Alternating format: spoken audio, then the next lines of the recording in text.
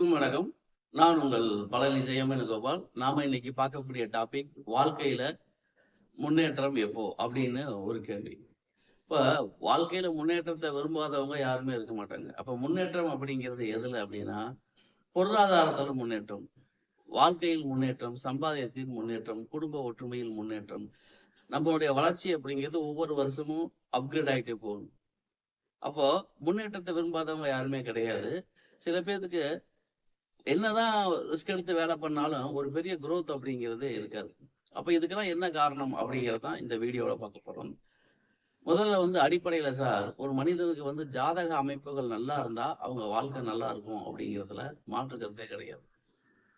5ஆம் பாவம், 9ஆம் பாவம் அப்படிங்கிறது எந்த ஒரு ஜாதகத்திலயுமே முக்கியமான பாவம். ஆண் ஜாதகமாகட்டும், பெண் ஜாதகமாகட்டும், 5ஆம் பாவம், 9ஆம் பாவம் பாதிக்கப்படாமல் இருக்கிறது அப்படிங்கிறது ரொம்ப முக்கியமான விஷயம்.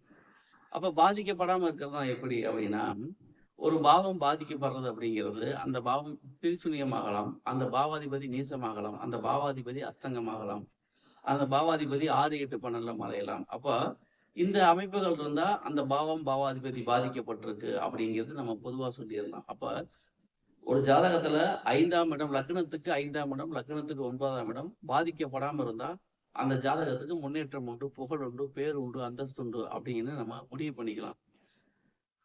லக்னத்துக்கு 5, 9 பாதிக்கப்பட்டு, லக்னாதிபதிக்கு 5, 9 நல்லா இருந்தா, ஜாதகருக்கு கொடுப்பினையில முன்னேற்றம், புகழ் அப்படிங்கிறது கிடையாது. ஆனா தன்னுடைய சொந்த முயற்சியின் மூலமாக ஜாதகர் டெவலப் ஆயிடுவார் அப்படின்னு சொல்றதுதான் லக்னாதிபதிக்கு 5, 9 பாதிக்கப்படாம இருக்குது. அப்போ அடிப்படையில லக்னத்துக்கு 5க்கு 9, லக்னாதிபதிக்கு 5க்கு 9 இதெல்லாம் ரொம்ப நன்மையை தரக்கூடிய விஷயங்கள். அதே சமயத்துல ராசிக்கு 5, 9 இவர்களும் நல்லா இருந்துட்டா, இந்த ஜாதகம் உண்மையிலேயே ஒரு சூப்பரான ஜாதகம் தான். அப்ப அவங்களுக்கு எல்லா நேரத்திலயும் எல்லாமே கிடைச்சுக்கிட்டு இருக்கும். பிரச்சனை இருக்காது. ஒரு பிரச்சனை வந்தா தீர்வு வந்துரும். அப்ப வளர்ச்சி என்பது படிப்படியாக அந்த ஜாதகருக்கு இருந்து கொண்டே இருக்கும் அப்படிங்கிறதுல மாற்று கருத்தே கிடையாது. அப்ப வளர்ச்சி அப்படிங்கிறது எதை மீன் பண்ணுது அப்படின்னா, ஒவ்வொரு வருஷமும் பொருளாதாரத்துல முன்னேற்றம் போடுறது தான் இப்ப வளர்ச்சின்னு தீர்மானிக்கப்படுகிறது. குடும்பத்துல அன்பு போன வருஷத்தை காட்டிலும் இந்த வருஷம் எனக்கு அன்பு அதிகமாச்சுன்னு யாரும் சொல்ல மாட்டாங்க.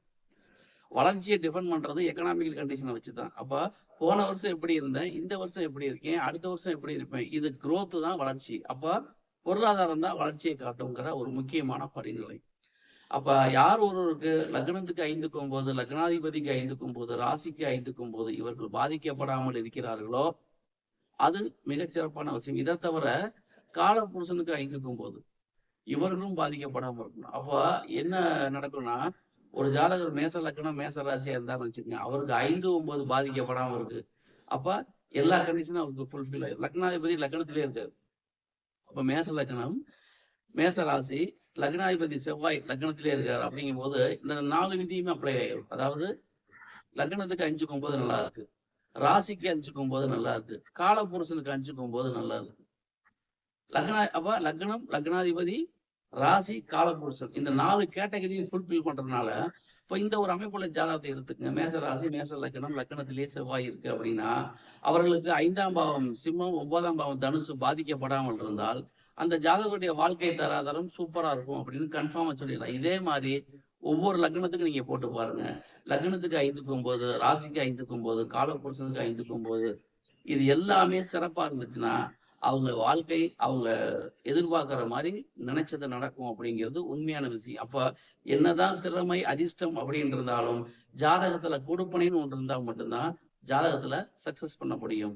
அப்ப எல்லாமே சினிமாவில் நடிச்சாலுமே எல்லாரும் மிச்ச சூப்பர் ஸ்டார் ஆயிட முடியுமா? இல்லை இல்லையா? அதே மாதிரி அவங்க ஜாதகத்துல நடிக்கணும் பிராப்தம் தான் நடிக்கிறாங்க. எந்த அளவுக்கு போறாங்க அப்படிங்கிறது அவங்க ஜாதகம் தான் தீர்மானிக்கும். அதை போலத்தான் ஒரு மனிதனுடைய முயற்சி அப்படிங்கிறது அடிப்படையில ஜாதக ரீதியாக இல்லாட்டி கூட சில பேருக்கு லக்னாதிபதிக்கு 5க்கு 9 நல்லா இருந்தா தன்னுடைய சொந்த முயற்சியால் விருப்பத்தால் ஜெயிக்கக்கூடிய ஜாதகம் எத்தனையோ இருக்கு. அப்போ ஒவ்வொரு ஜாதகத்திலும் சிறப்புகள் இருக்கு. சிறப்புகள் இல்லை என்று நாம் எதையும் மறுக்க முடியாது.